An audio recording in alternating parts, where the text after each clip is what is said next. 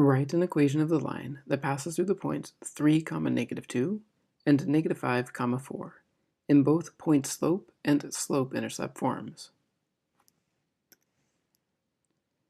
In approaching any problem like this, it's important to recognize both the point slope and the slope-intercept forms require you to know the slope. So whether you want to use one form or the other, the first step will almost always be find the slope of your line. To find the slope of this line, we will rely on the standard slope formula, y2 minus y1 over x2 minus x1. In our particular example, the slope will be the difference between the y values over the difference between the x values. So in the numerator, we will have 4 minus -2, and in the denominator, -5 minus 3.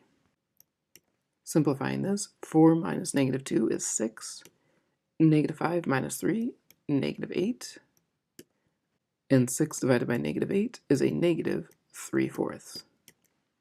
So whether we wanted the point slope or the slope-intercept form, we do now have the slope. Since we don't have the y-intercept given as one of the 2 points, the second thing I would do would be to find the point slope form.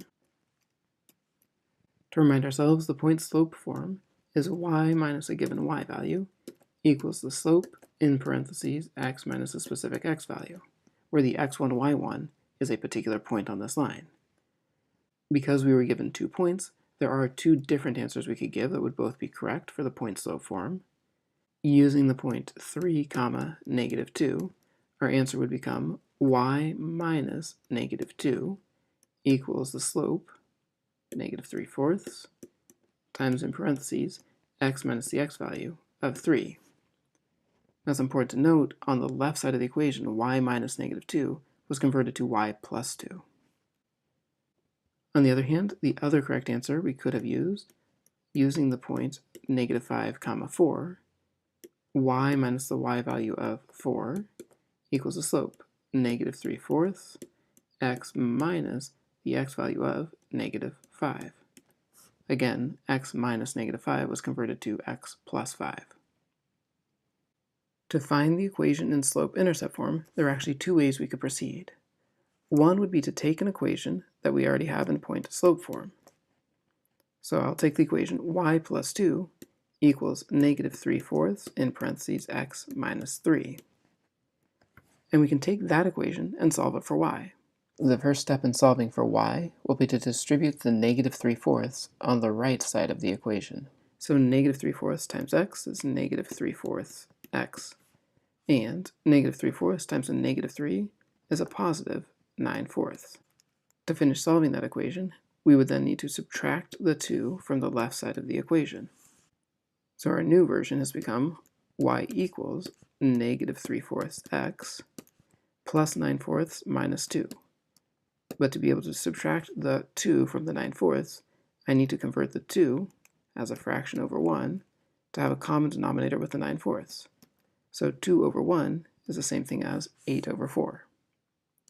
So now I can finish simplifying. Y equals -3/4 x. 9/4 minus 8/4 is 1/4. There's a second way we could come up with the slope-intercept form, not based on the idea of us already having the point-slope form. The other approach for coming up with the slope-intercept form begins by stating y equals mx plus b, but substituting in the slope that we've calculated, 3/4. So our equation now becomes y equals -3/4 x plus b. But then what we do is we pick one of the 2 points that we have on our line, either 3, -2 or -5, 4, and we substitute those coordinates in for the x and the y. So if we use 3, -2, we'll substitute in place of the x a 3, and in place of the y the -2. So our equation now becomes -2 equals -3/4 times 3 plus b. Well, to solve that for b, we need to first multiply -3/4 times 3, which is -9/4. So we now have -2 equals -9/4 plus b. So to solve that, I will need to add 9/4 to both sides of the equation. So -2 plus 9/4 will equal negative 9/4 plus b plus 9/4. Again, to add negative 2 plus 9/4, I'll need to convert that negative 2 to negative 8/4. So it becomes negative 8/4 plus 9/4 equals b, and b equals 1/4.